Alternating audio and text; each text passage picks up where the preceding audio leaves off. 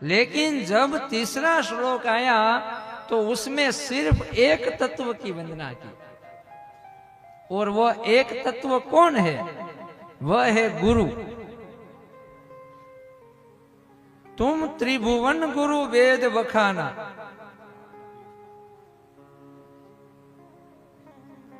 गुरु कैसा होना चाहिए?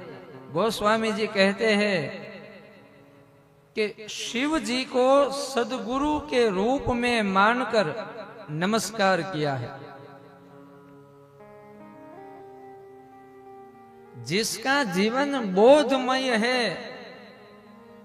नित्य बोधमय है, वंदे बोधमयम नित्यम,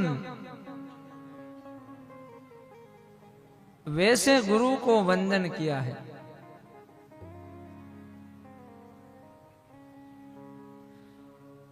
गुरु वह है जो बोलकर बोध देता है। गुरु वह है जो अपने जीवन से हमको बोध देते हैं। शास्त्र कहते हैं कि सच्चा आचार्य, सच्चा सदगुरु वह है जो कह सके कि मेरा जीवन ही मेरा संदेश है। सिर्फ बोलकर नहीं, जीकर जो हमें बताए, my life is my message. Shiv ji ने जीकर दिखाया कि जीवन कैसा होना चाहिए। राम जी ने जीकर दिखाया जीवन कैसा होना चाहिए। भगवान श्री कृष्ण ने जीकर दिखाया कि ज्ञान क्या है। आचरण से जिसने हमें बोध दिया, वैसे गुरु को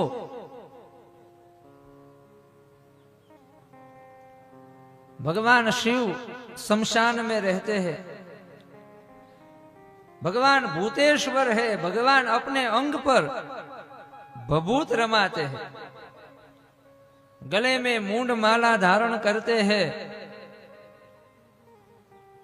मस्तक पर जटा है, जटा में गंगा है। शंकर पार्वती के पति है। गले में भुजंग भूषण को धारण करते हैं, हाथ में त्रिशूल है, नंदी पर सवार है। ये सारी जो बातें हैं वह हमें बोध देती है। भगवान शंकर की जटा में बीज का चंद्रमा है, आधा चंद्रमा है, लेकिन भगवान की जटा में है, इसीलिए वह चंद्र आधा होने के बावजूद पूजनीय बना। अधूरा है लेकिन फिर भी पूजनीय बना, क्योंकि शंकर की जटा में है। गुरु ऐसा होता है कि एक बार किसी को अपना लेता है, फिर उसको पूर्णता दे देता है। गोस्वामी जी कहते हैं, गुरु बिन भवनिधि तरही न कोई, जो बिरंती शंकर सम होई। गुरु के बिना जगत में कोई भी इस भव सागर को नहीं तर सकता। भव सागर को तरने के लिए नौका चाहिए और खवैया भी चाहिए। और कथा तो कहती है कि गुरु को ढूंढने के लिए मत जाइए, पात्र बन जाइए। गुरु आपको देख लेंगे, गुरु आपके पास आएंगे। भागवत में कथा है कि परीक्षित तैयार हो गए और सुखदेव जी आ गए। गुरु का नाम ही है करुणानिधि। गुरु स्पर्श से कृपा करते हैं।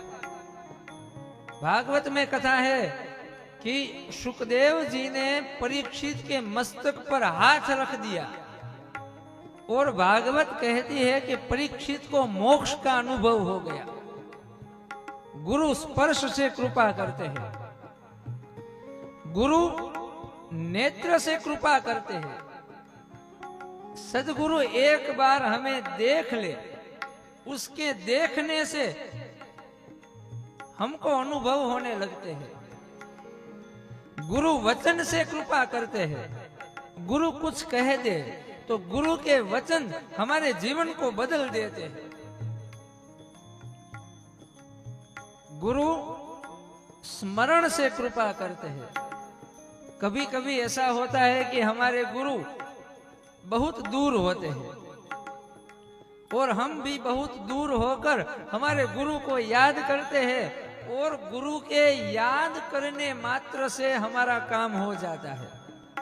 वह गुरु है जो बहुत बड़ा है, जो लघु नहीं है।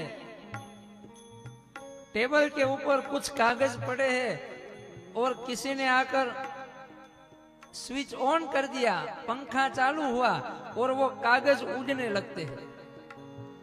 लेकिन कोई व्यक्ति आया, सब कागज को एक तरफ रखकर उसके ऊपर एक पेपर वेट रख दिया, फिर वह नहीं उड़ेगी। हमारा जो जीवन है वो ऐसा ही है। छोटे छोटे दुख के कारण हम परेशान हो जाते हैं, अशांत हो जाते हैं, क्रोधित हो जाते हैं। ऐसे जीवन में अगर किसी गुरु का आश्रय हमारे साथ है, किसी गुरु की कृपा हमारे साथ है, किसी गुरु का हाथ हमारे मस्तक पर है, तो हमारा जीवन बदल जाएगा। गुरु की कृपा के बिना इस जगत में ऐसा कौन है जो आगे बढ़ सका। गुरुर ब्रह्मा गुरु विष्णु गुरुदेवो महेश्वरान गुरुर साक्षात परम ब्रह्म तस्मै श्री गुरुवे नमः। गुरु ब्रह्मा है। जिस तरह से वो प्रजापति ब्रह्मा जगत का सर्जन करता है, उसी तरह से हमारे गुरुदेव हमारे अंदर एक सच्चे मनुष्य का सर्जन करते हैं।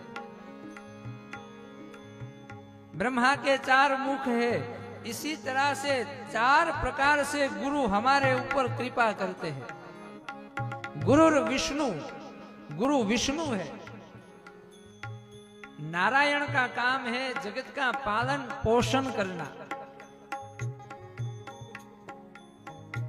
नारायण हमारे जीवन में अपने प्रेम से हमारा पोषण करते हैं। 3 प्रकार के पिता होते हैं। एक पिता जिसने हमें जन्म दिया, जिसकी वजह से हमें यह शरीर मिला, वह भौतिक पिता है। दूसरा पिता हमारे गुरु है, जिसने हमें ज्ञान दिया, जिसने हमें समझ दी कि जीवन कैसा होना चाहिए, हमें हमारे जीवन में क्या करना चाहिए। हमारे गुरु हमारे पिता है। और तीसरा पिता वो परम पिता है, ईश्वर हमारे पिता है। त्वमेव माता च पिता त्वमेव। जिसने अपने इस तीनों पिता को पहचान लिया, वही अपना जीवन सार्थक कर सकता है। गुरु है जो पोषण करता है। गुरुदेवो महेश्वरान। और गुरु शिव है। शिव का मुख्य काम है प्रलय करना। गुरु भी प्रलय करते हैं। कभी कभी गुरु हमें डांटते हैं, लेकिन उसमें भी गुरु की करुणा ही है। हम कहते हैं ना, कर्पूर गौरम करुणावतारम। ये जो श्लोक है वो शिव जी के प्रति है। भगवान शिव जी ऐसे है, कर्पूर गौरम। कर्पूर जैसा सुंदर जिसका देह है, करुणावतारम। कभी हमने यह नहीं कहा। भगवान शिव प्रलय करते हैं, सारे जगत का नाश कर देते हैं, फिर भी कहते हैं कर्पूर गौरम करुणावतारम। कभी यह नहीं कहा कि कर्पूर गौरम क्रोधावतारम। भगवान प्रलय करते हैं फिर भी क्रोधित नहीं होते। कर्पूर गौरम करुणावतारम। ऐसे है गुरु। बिन गुरु होई की ज्ञान, ज्ञान की होई विराग बिनु। गुरु के बिना ज्ञान हो ही नहीं सकता। गुरु माने कि कुम्हार।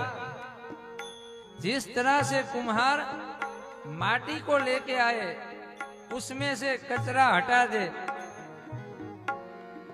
उसमें से एक घट बनाए, एक घड़ा बनाए, और जब घड़ा तैयार हो जाए फिर उसको ऐसे पीटता है। लेकिन अगर ध्यान से देखेंगे तो गुरु का दूसरा हाथ, कुम्हार का दूसरा हाथ घट के भीतर होता है। उसी तरह से गुरु हमें कभी कभी कठोर होकर भी कोई बोध देते हैं। गुरु कैसा हो? वंदे बोधमयम नित्यम गुरु शंकर रूपिण।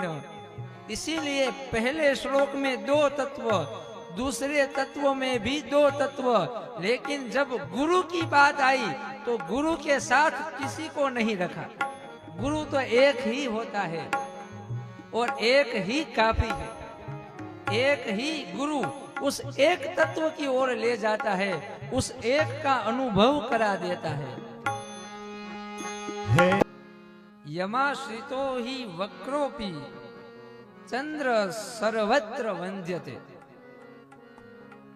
राम कथा की एक एक बात ध्यान से सुनिए, एक एक बात में बोध है। शंकर का आश्रय लेकर चंद्रमा, द्वितीया का चंद्रमा जो वक्र है, फिर भी लोग उसे पूजते हैं। तुलसीदास जी मानो कि कह रही है कि यह जीव है ना, यह जीव बहुत कामी है, क्रोधी है, लेकिन अगर इस जीव को गुरु मिल जाए तभी यह जीव का उद्धार हो सकता है। इसीलिए तीसरे श्लोक में सिर्फ एक तत्व को वंदन किया।